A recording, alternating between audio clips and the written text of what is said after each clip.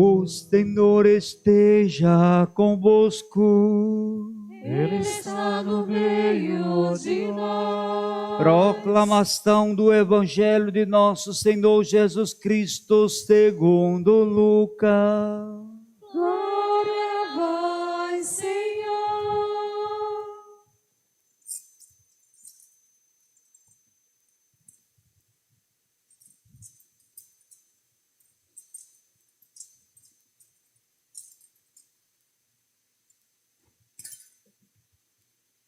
Naquele tempo, veio Jesus à cidade de Nazaré, onde se tinha criado.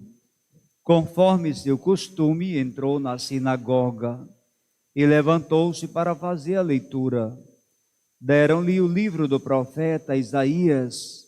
Abrindo o livro, Jesus achou a passagem em que está escrito: O Espírito do Senhor está sobre mim, porque ele me consagrou com a sua unção, para anunciar a boa nova aos pobres.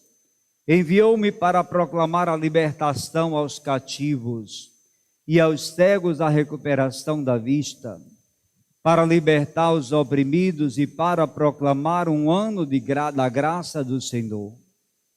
Depois fechou o livro, entregou ao ajudante e sentou-se. Todos os que estavam na sinagoga tinham os olhos fixos nele. Então começou a dizer-lhes: Hoje se cumpriu esta passagem da Escritura que acabastes de ouvir. Todos davam testemunho a seu respeito, admirados com as palavras cheias de encanto que saíam da sua boca, e diziam: Não é este o filho de José? Jesus, porém, disse: Sem dúvida, vós me repetireis o provérbio: Médico, cura-te a ti mesmo. Faze também aqui em tua terra tudo o que ouvimos dizer que fizeste em Cafarnaum. E acrescentou: Em verdade, eu vos digo que nenhum profeta é bem recebido em sua pátria. De fato, eu vos digo, no tempo do profeta Elias, quando não choveu durante 3 anos e 6 meses, e houve grande fome em toda a região, havia muitas viúvas em Israel. No entanto, a nenhuma delas foi enviado Elias, senão a uma viúva que vivia em Sarepta, na Sidônia. E no tempo do profeta Eliseu, havia muitos leprosos em Israel. Contudo, nenhum deles foi curado, mas sim Naamã, o sírio. Quando ouviram estas palavras de Jesus, todos na sinagoga ficaram furiosos. Levantaram-se e o expulsaram da cidade. Levaram-no até o alto do monte, sobre o qual a cidade estava construída, com a intenção de lançá-lo no precipício. Jesus, porém, passando no meio deles, continuou o seu caminho. Palavra da salvação. Glória a vós, Senhor.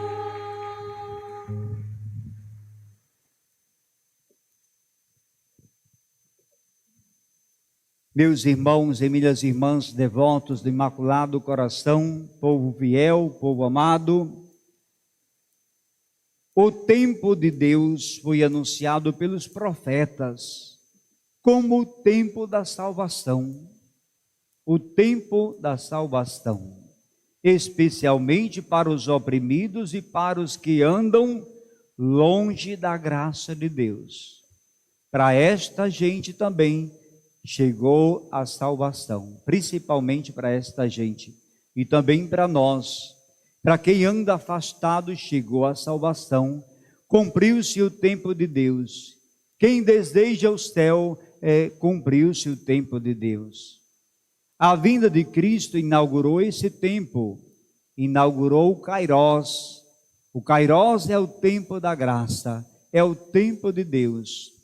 E esse tempo de Deus tem o início da sua realização, das promessas, ao último ato da história da salvação.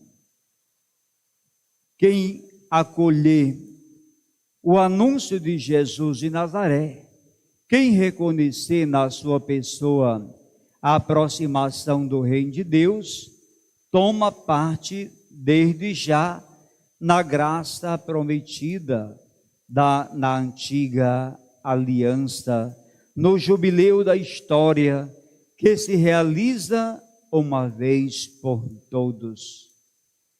Para quem não rejeitar a humilde revelação do Filho do Carpinteiro, a libertação acontece hoje. Para quem acolhe, para quem não rejeitar, acontece hoje, no dia da salvação, que é Cristo, que Cristo faz raiar. Desde o advento do Senhor, os homens vivem no único dia que tem por aurora o seu nascimento na gruta de Belém. Esse dia da graça, esse dia do Kairós, tempo da graça, começa, portanto, com a encarnação do Verbo, o nascimento do Filho. E termina esse dia, nós vivemos um grande dia. A nossa vida toda vai ser um grande dia, que termina na parousia. Começa o dia com o nascimento de Jesus, termina o dia com a segunda vinda de Cristo.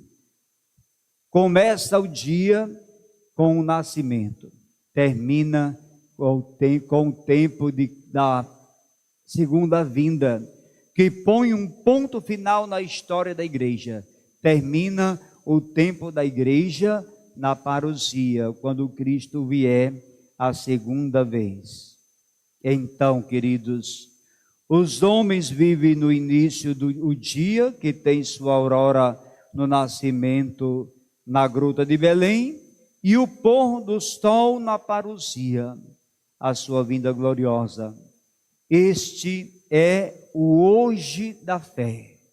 É nesse hoje da fé que nós celebramos todo o mistério do Senhor, da sua encarnação até a sua ressurreição e vinda gloriosa. Quando o Senhor voltar e formos levados com Ele no hoje da fé, dará lugar para sempre à visão beatífica, em que Ele será o Emanuel, Deus conosco. Queridos, queridas, se quisermos estar com Jesus, só um instante.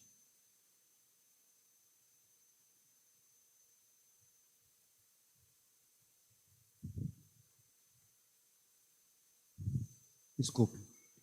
Se quisermos estar com Jesus, precisamos de escutar a lição do Evangelho. Aquilo que a palavra de Deus é para nós hoje. Isso significa não amar, nem seguir a Jesus de modo possessivo, pensando só em mim, só na sua pessoa, como se Jesus fosse só seu. Nós temos que pensar no nós. Nós não podemos seguir a Jesus de modo possessivo, pedindo-lhe as suas graças, os seus favores só para nós. Isso é egoísmo, possessividade, pedindo-lhe privilégios, como os homens fazem diante dos governantes. Pedem, oferece algo em troca. Não pode ser assim. É a nossa prática e a nossa atitude diante do Senhor, atitude como cristãos, marcada por privilégios. E às vezes esse privilégio também se instala dentro da religião. Tem muitos privilégios dentro da religião, que às vezes quando a gente mexe em algum privilégio, eu quero uma missa só para o meu falecido. Eu não entendo muito essas coisas de missas particulares, porque a gente convive como igreja aqui, ó, em assembleia, não é? Aí às vezes quando a pessoa morre, aí se separa, não, só para a minha família, uma missa só para os meus. Às vezes eu quero na minha casa, eu quero na minha rua, eu quero que fale. Quantas vezes o Senhor vai falar o nome do falecido? Não mais do que o nome de Jesus, minha filha. Não falarei mais do que o nome de Jesus. As pessoas, até me lembro dos livretos que faziam de celebrações de aniversário, celebrações de exéquias, que o padre tinha que repetir o nome inúmeras vezes das pessoas. Abolimos esse livro, porque a igreja já tem seus livros próprios, já tem seu manual preparado, então não precisa ninguém preparar livro para a celebração, já tem, a igreja já tem. Então, queridos, também dentro da igreja a gente precisa ter esse cuidado, porque se formos viver a nossa fé à base de privilégios, nós não seremos agraciados com a glória de Deus.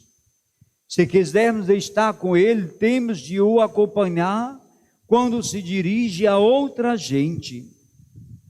Expulsaram Jesus. Por que expulsaram Jesus?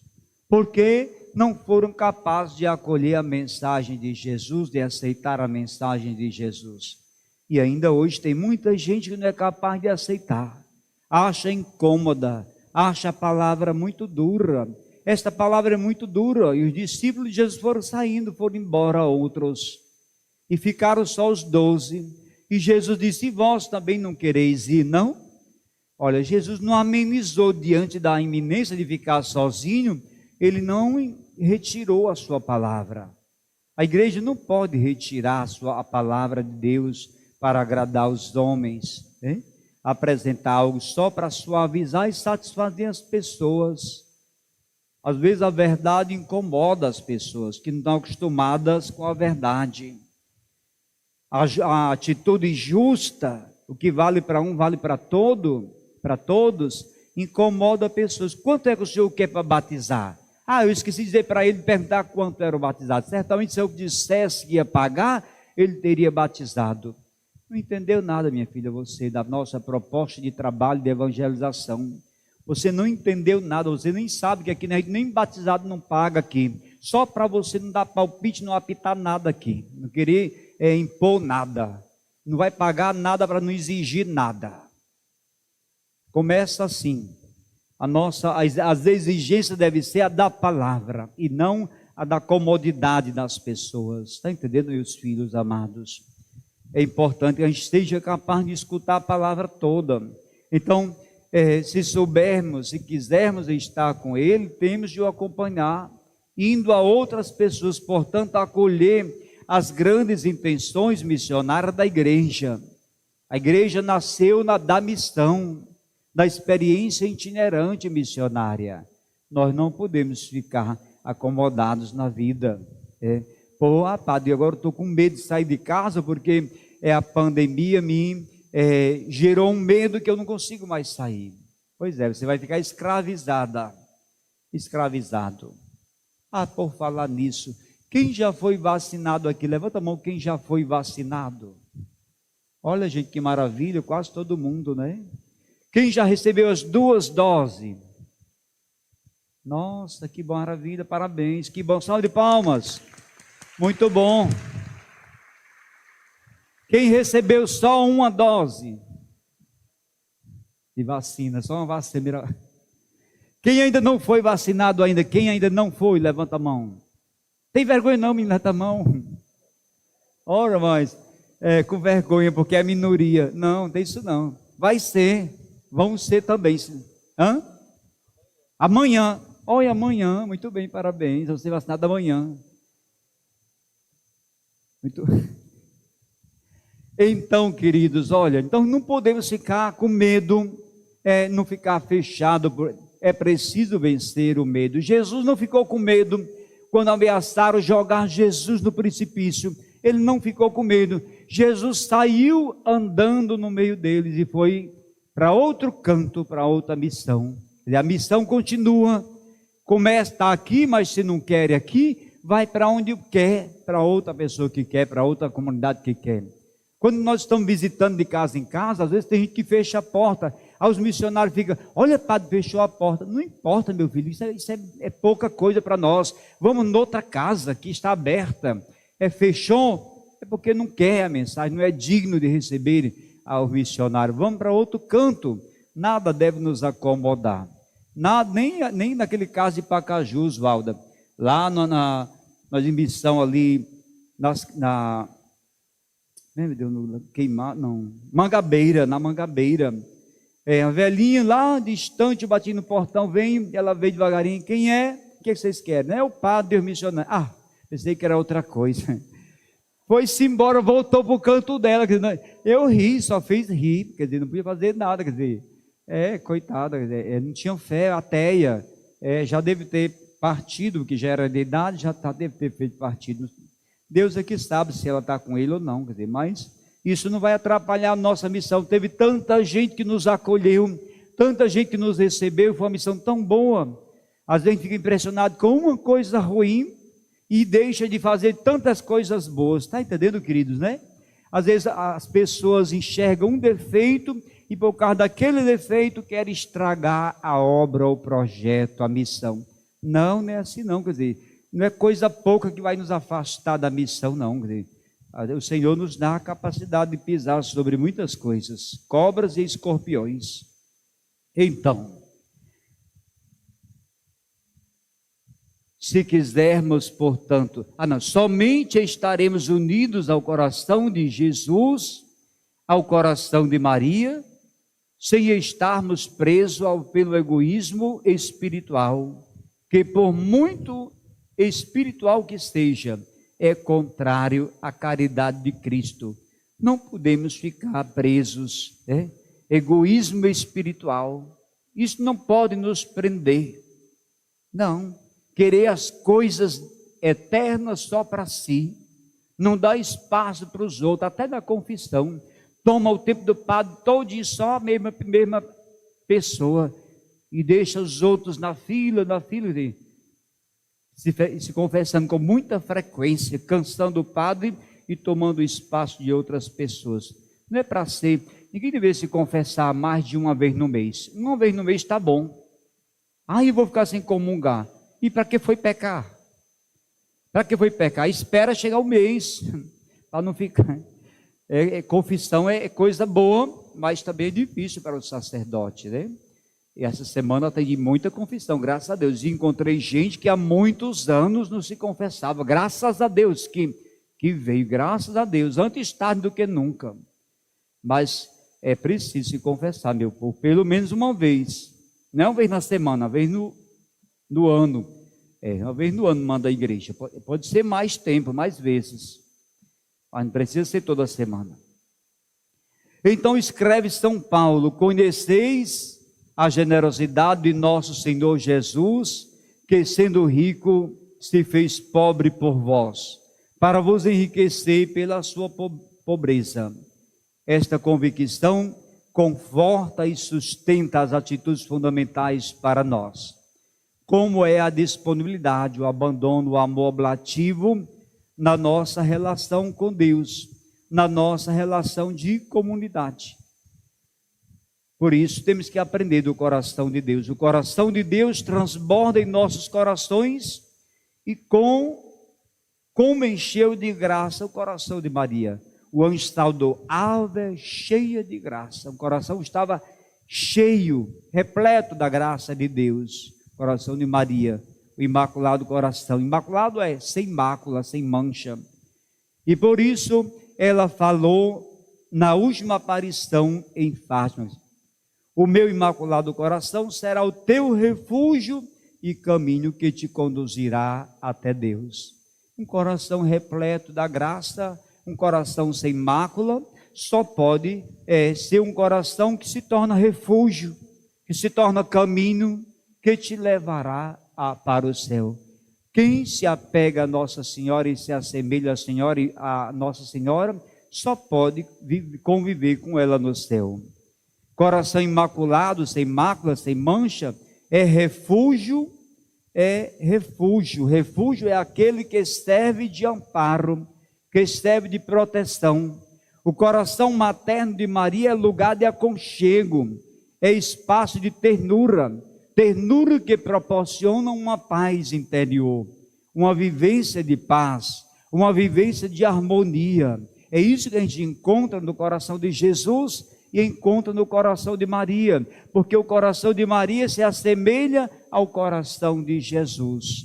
Coração imaculado, semelhante ao coração puro de Jesus. Porque o coração de Jesus foi gerado, formado do coração de Maria. A carne de Jesus foi formada da carne de Maria. Por isso é pura, sem mácula, porque estava gerando o Salvador que se encarnou nela através da ação do Espírito Santo de Deus. Então, o coração é lugar de aconchego. Também o coração é caminho que conduzirá a Deus. Caminho é uma faixa de terreno ou local de passagem que serve de ligação ou comunicação terrestre entre dois ou mais lugares. No caso de Maria, serve de comunicação entre nós, humanidade, e Deus, quer dizer, ela intercede. O coração de Maria se assemelha ao coração de Deus, e aí serve de caminho, de meio, para que nós também cheguemos até Deus. Mas eu preciso passar por essa experiência para chegar até Deus? Você pode se salvar sem a devoção a Maria, claro que pode. Mas eu acho difícil você querer se salvar sem a Maria, porque o coração de Maria só mostra amor. O que você precisa se salvar é ser uma pessoa amorosa, ser de Deus, cheio, repleto da graça. Então, nada melhor do que olhar um modelo bíblico de espiritualidade, que é o coração sagrado, o coração imaculado de Maria. Então, caminho que proporciona uma comunicação com Deus, ajuda a encontrar-se com Deus Todo-Poderoso. Não é um beco sem saída ou algo fechado, é um caminho, não é um beco sem saída. A gente acha ruim que a gente entra num beco sem saída. Padre, eu estou aqui num beco sem saída. Eu fico imaginando o que é esse beco sem saída. É uma ruela, é um beco mesmo, ou é uma situação existencial que a pessoa se encontra que não está sem saída para a sua vida, né? Tem um sentido denotativo e conotativo, né? Então é preciso entender o que é que significa essa situação, essa expressão. Mas o coração de Maria, sim, ela é um caminho aberto, não é caminho fechado, é um caminho estreito, assim. O caminho de Jesus é um caminho estreito, larga, espaçosa, é a estrada da perdição. Muita gente entra, vai na curtição, na brincadeira, na devassidão e se perde nesse caminho. O coração de Deus é um caminho estreito. Igual também o coração de Maria é um caminho estreito. Não é um beco sem saída, mas é uma via estreita que aponta para valores eternos. Olha que maravilha! É um caminho estreito que aponta para valores eternos. Valores eternos são valores que valem para todas as épocas: amor, verdade, amizade, esperança, fé. Não são valores de um determinado tempo.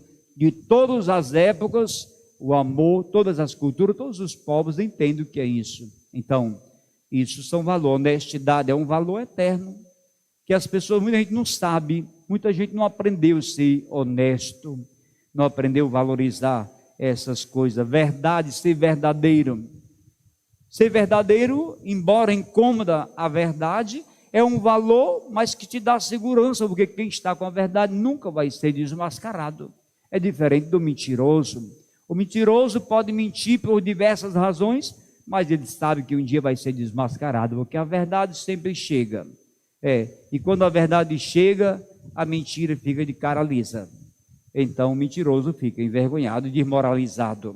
Então, a melhor coisa que existe é ser verdadeiro, mesmo que a verdade doa nas pessoas. Então, uma via, é um caminho que proporciona uma comunicação com Deus, uma ligação com Deus. Porque Maria, ela engrandece a Deus. Meu espírito exalta a Deus, meu Salvador. Ela não se exalta, Maria. Ela não se engrandece. Ela é humilde. O que nela acontece, ela é sabedora. É graça de Deus, sem nenhum merecimento dela. Foi Deus que realizou. Aquilo que acontece em nós também é graça de Deus, não é merecimento nosso. Isso, às vezes, as nossas vaidades ficam esperando por elogio, por coisas assim. Nós não precisamos disso para ser felizes. O Deus já nos agracia e já nos deu o que nós precisamos para ser felizes. Então, queridos, é um caminho que aponta para valores eternos. Por isso eu queria convidar a todos, encerrando essa reflexão, eu queria que nós saudássemos Nossa Senhora. Saudássemos Nossa Senhora rezando: salve Rainha, Mãe de misericórdia, vida, doçura e esperança nossa, salve. A vós bradamos, degredados filhos de Eva, a vós suspiramos, gemendo e chorando, neste vale de lágrimas. Eia, após, advogada nossa, e esses vossos olhos misericordiosos a nós volvei. Bendito é o fruto do vosso ventre.